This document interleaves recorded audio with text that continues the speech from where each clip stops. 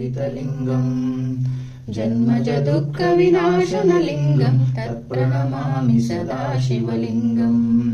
सुलेपितलिङ्गं बुद्धिविवर्धनकारणलिङ्गं सिद्धसुरासुरवन्दितलिङ्गं तत्प्रणमामि सदा शिवलिङ्गम्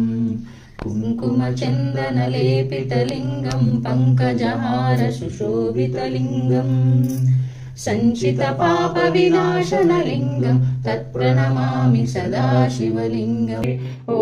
नमः शिवाय ॐ नमः शिवाय ॐ नमः शिवाय भो शङ्कर ॐ ग्रगण्यं सकलगुणविधानं वानराणामधीशं